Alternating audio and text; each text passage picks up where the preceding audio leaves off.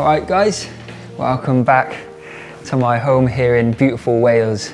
Right now it's very much a cold, wet, windy winter that we've been going through. The sun is peeking through now though, but all day I've been sort of hunkering down inside my warm house, and I thought I'd share with you more of a realistic what I eat in the day. It's something that you guys want to see. I didn't expect to be sharing my daily meals with you, but it's something that you seem to enjoy. So this is more of a realistic one. The last one I did, I was cooking every meal from scratch throughout the day because it was like my version of a lovely day off. But this one is when I've actually got work to do. Even though I was filming the video last time, so I was still technically working. I'm lucky that I make videos for a living for you guys. And that's what I'm going to be doing today, as well as lots of work on my computer and stuff like that. But amongst it, being a former chef and someone that loves food, the meals will bring me so much joy throughout the day. And that's what I love about food and cooking. It brings me happiness and it's something to look forward to amongst something monotonous as working on my computer, for example. So I've got a lot of working on my computer today, and I'll just guide you through what I eat. It starts off around 8 AM in the morning. My alarm usually goes off around that time. I find it hard to get up in the winter time when it's very dark and cold, but as soon as I pull open my blinds and have a look out the window, it gets me going. I'll stroll downstairs, and the first thing I tend to do is have a glass of water mixed with some of my fire cider.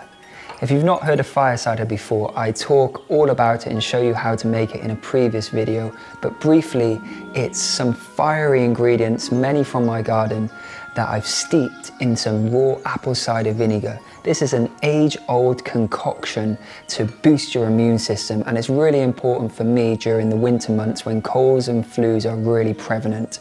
So it feels like a protective shield around me when I have fire cider often.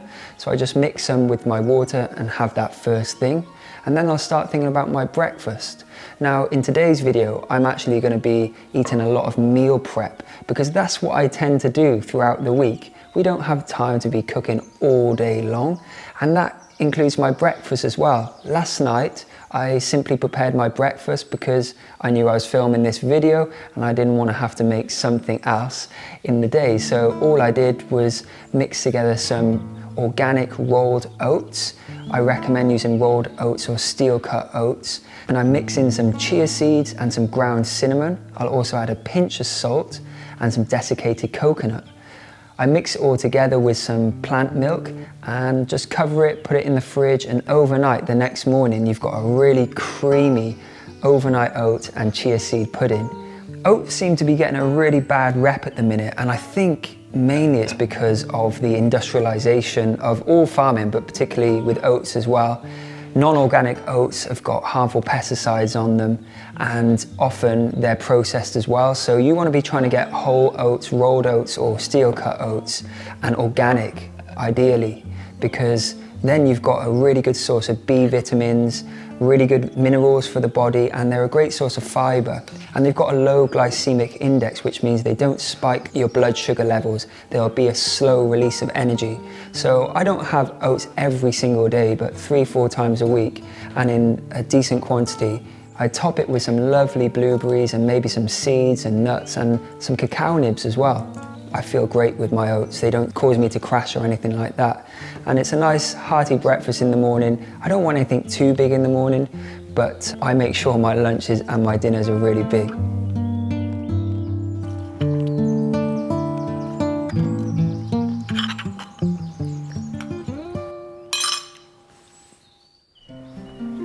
I can't believe it, but I'm bringing my homestead and this show on tour to a theatre near you very soon. Be prepared for the most intimate, magical, passionate evening where all of us guys, like-minded people, are going to come together and just have the best time. I can't wait to meet you guys, so please can you think about supporting the channel and come along to one of the evenings by clicking the link beneath this video to get a ticket, and I'll see you there. Can't wait. Last night I also prepared a rye bread dough, and it's just been baked. The kitchen smells amazing when rye bread is cooking, and it's something that I've switched over to now. I used to eat just sourdough, but rye bread for me is just so superior in terms of flavour, and the nutrient levels are incredible. I'll let the bread cool for a little bit before diving in and trying it, but now it's time to get on with some of my work. I've got lots of things to write today and emails to do. In an ideal world, I wouldn't be on my computer as much as I do, but to produce this show and all the content that I make, a lot of planning, a lot of writing and emails and stuff needs to be done. But it's all good. I'm doing something I'm really passionate about.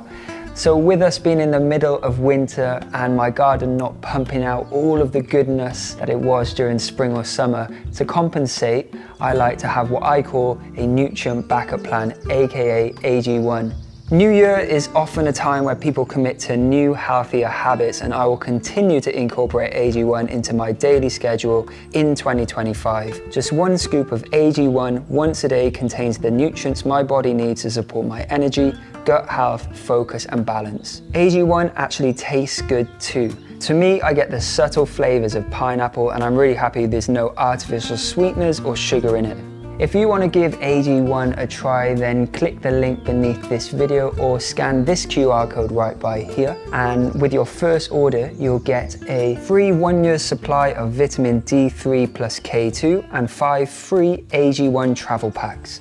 I just want to say a huge thank you to AG1 for supporting the channel and sponsoring today's video. Without these sponsors, we cannot make these videos, so thank you so much. Now, let's try some of that rye bread.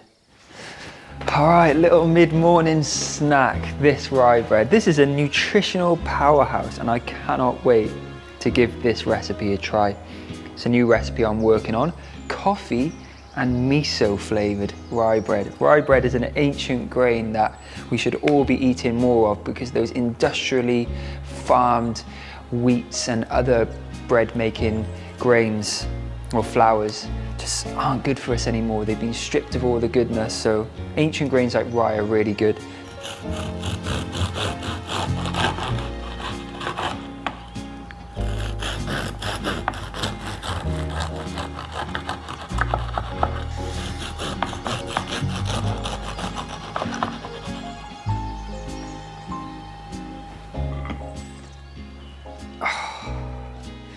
That just makes me so happy. Looks so beautiful.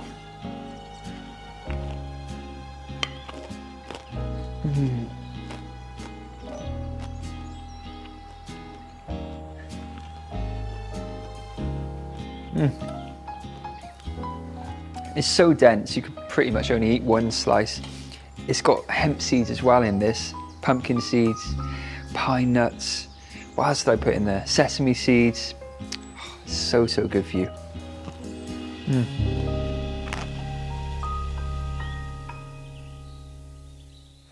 I don't know about you guys, and tell me in the comments, but during the winter time, I do find it so much harder to have that desire and will to go out and do some exercise.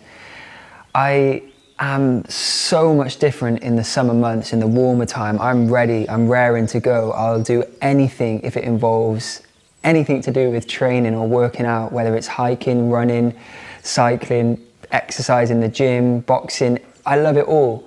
But in the winter time, it's just a time for me, I don't want to get out of the house as much.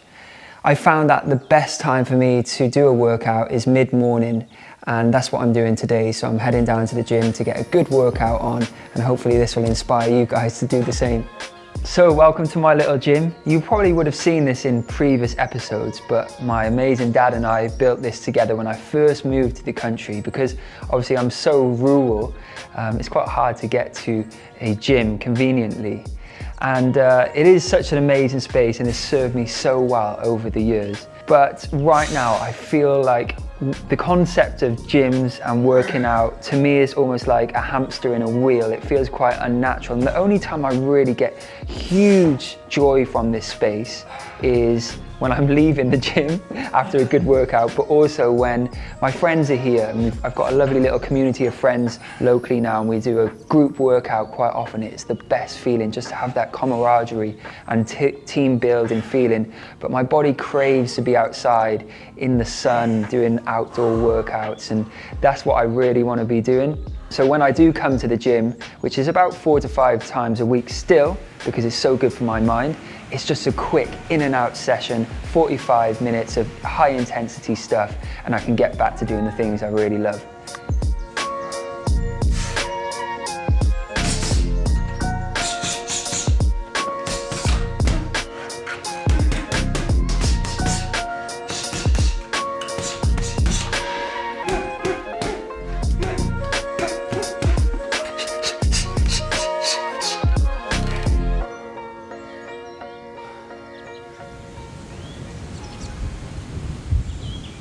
So after the gym, I'll freshen up and I have to get right back to work. There's so many emails and things to do between the hours of 9 to 5 when everyone else is working. So I'm back on that, but to help me crack on, I'll make an invigorating tea with herbs from my apothecary. Now, I introduced my home apothecary in a recent video. I tell you the herbs that I think you should keep at home. It was an amazing opportunity for me to get nerdy about herbalism and the plants that we can use to treat ailments at home, and I'm so proud of it, and I'm so proud to keep on learning. I'm grateful to have the opportunity. But today is just a simple tea to invigorate me. That's what how I like to describe it. Inside today's tea, I'm going to add hibiscus, nettle and lemongrass. Then it's time to sit down by the fire and get some work done before I start thinking about my lunch.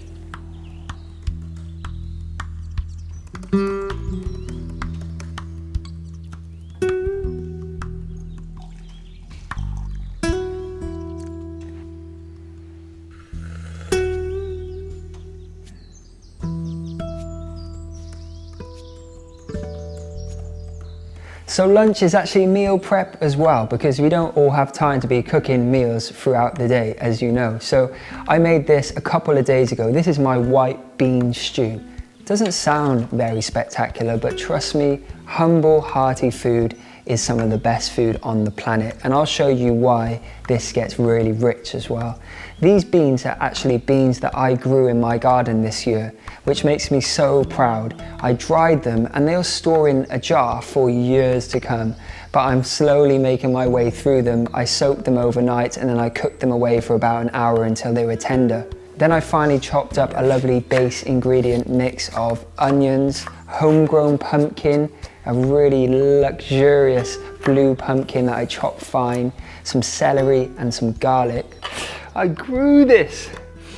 Wow, and I harvested it about 2-3 months ago, and this would survive and last and store for probably 3 more months, but I've been so excited to use this. It's a blue Russian squash, I believe, pumpkin, and it smells like melon. Really delicious. This makes me so happy. This is richness for me. So I'll scoop out the seeds and cut this really fine actually. I want this to melt down into the stew.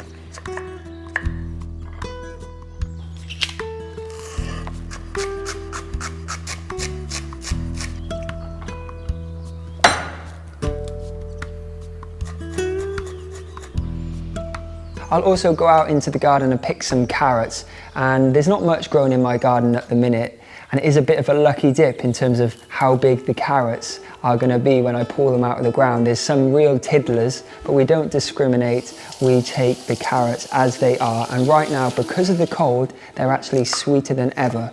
So they get chopped up as well, and I saute everything in my saucepan until really beautifully sweated down and everything's released their sugars.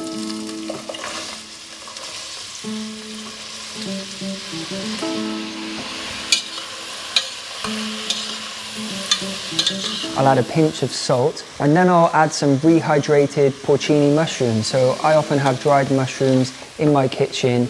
I'll just rehydrate them in some boiling water, chop them fine, and add them to the stew because they're going to add a real depth to it. I'll also add some herbs such as bay leaves and just some mixed dried herbs or herbs de Provence. Everything gets sauteed well before adding in the mushroom rehydration liquid. That's going to be really flavoursome. I'll also add some miso vegetable stock plus my cooked beans. I'll let that bubble away for a few minutes before adding some chopped homegrown potato, and then after 20 minutes it's done. And the beauty and what makes this dish rich for me, not only is it, you know, predominantly made with homegrown veg, but also who I'm sharing the meal with. I cannot make these videos alone, and I don't. I have some of my best mates working on these videos. Tom, who's been working with me for ages now, and Matt, and we're going to share this lunch together, and that's what makes it so special for me.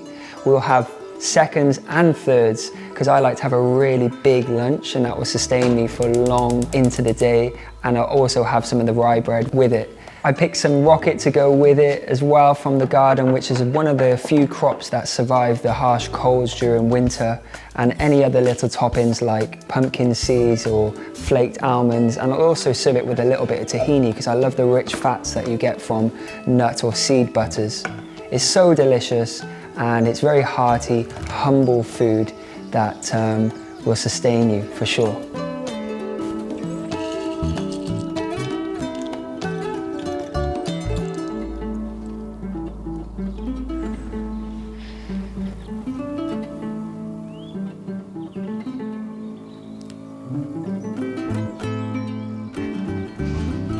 There you go, young sir.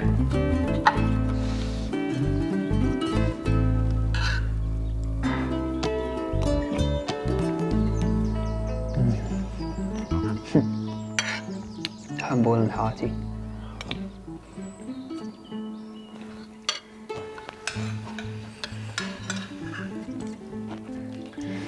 That's great, thank you very much. No problem. The next bit of my working day is one of my favourite parts of the job, which is testing new recipes. So I'm going to go into the kitchen now, but this actual recipe test is going to eventually be my dinner for this evening. I'm going to be testing out a new recipe. It's using my homegrown tomato and nasturtium kimchi. All homegrown, homemade tomato kimchi is phenomenal. What I'm going to do is actually make a sort of marinade or a glaze with it and coat crispy fried tofu within that glaze. It should be delicious. It's an experiment that I'm trying out right now. So once the tofu's cooked, I want to set it aside and I'll build the components of my dinner later on, because tonight my friends and I are going in my new sauna. This is something I've wanted to invest in for so long, and my amazing dad and I actually built this on the deck. It's actually changed my life. I can't believe it. I've been going in there about 3 or 4 times a week. Since then, my sleep has improved dramatically. Like, I am ready to go to bed like 9:45 and I'm sleeping right through, waking up feeling so refreshed. I also have had back pains for quite a while, and going in the sauna completely sort of healed it up. That and the ice bath together, or the cold plunge, is the only thing that's changed in my routine, and since then my back has got better. It's amazing. The third and final, I think the most amazing thing about the sauna for me is when I'm in there with my friends and family, we obviously all get to share this amazing experience of being at one with our senses, and it makes the transition into winter so much easier because of the warmth. But also, we seem to be having the most in-depth, open and amazing conversations in the sauna. It could be a case of it's a spiritual thing, I don't know, being around a fire, being in the warmth, or it could be just a case of there not being many distractions from phones and technology and anything when you're in the sauna. You're really at one with yourself when you're in the sauna. So I think it's something that people in the UK especially, I never grew up going to saunas, but upon doing more research into the use of saunas, I found out that they're actually used in one form or another all around the world. You know, from Scandinavia to the Americas, where temazcals are a really spiritual practice. And in Scandinavia, as I mentioned, it's a daily thing. Why aren't we doing it here in the UK?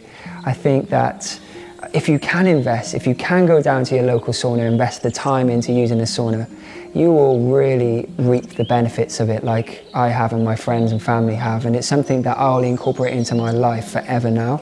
It's really been that profound. So if you have any tips on sauna use and how I can make it even more beneficial to my health, then please let me know in the comments. I have been experimenting with putting essential oils in the water, and as you pour that over the coals, you get this really beautiful, refreshing scent.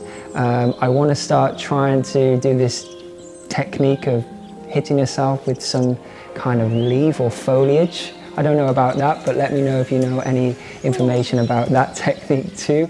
And it's really nice and refreshing, coupled with that cold plunge. I take my time between the two temperatures, but the extreme difference in temperatures really makes your body feel good. And I think that it's not necessarily a luxury thing, because it's not relaxing, I would say. You feel relaxed after, but when you're in the actual sauna, it's hot. It's like, it's uncomfortable.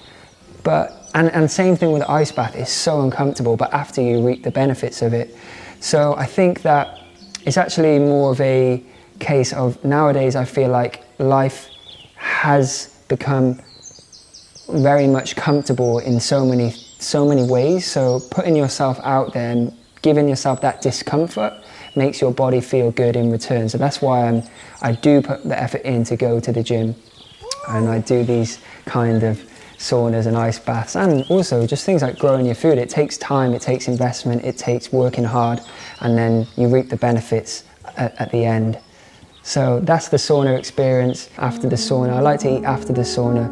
And today, as you know, I made my lovely sticky tofu with that kimchi dressing. And I'll just serve that with something simple, just some steamed black rice and quinoa. You could just serve this with any old rice of your choice. I'll serve it with some greens from the garden that I'll just gently steam, and any other fermented foods. I've got a ton of different ferments in my fridge, all veg from my garden that I've needed to preserve, and it just brings meals to life. So we'll just choose one from my fridge and enjoy it with the meal. And that for me is a really lovely, complete, delicious dish of food at the end of the day. I've got a new motto. When you have kimchi, you have a meal. It can transform the most bland of ingredients or bland meals into something really exciting, because it's got the power of fermentation. Because there's so many layers of flavor, it's just a ready to go flavor bomb that you can add to pretty much any dish. And that's exactly what I've done here. Not that exciting, some steamed black rice and quinoa, some crispy tofu, veg from my garden, beetroot, and a few seasoned nuts on top. But I just know that that kimchi is going to tie everything together and make it delicious. I coated the tofu in it, but I also put some on the side as well. So get making your kimchi. Stay tuned for my tomato kimchi recipe, but I've got loads of recipes for kimchi and sauerkraut and other ferments on the channel and on my website. So thank you so much for watching, guys. It's been a pleasure to spend the day with you. I hope you can take a pinch or something from today's video that inspires you. Try and be a little bit self-sufficient if you can in 2025. That could just mean cooking for yourself. That could mean buying some seeds and starting your first sort of vegetable garden, or just growing herbs on your windowsill. So have a go at that. I'll see you on tour in May, so please click the link beneath this video to get tickets. Thanks again to AG1 for sponsoring the video, and I'll see you soon. Good night.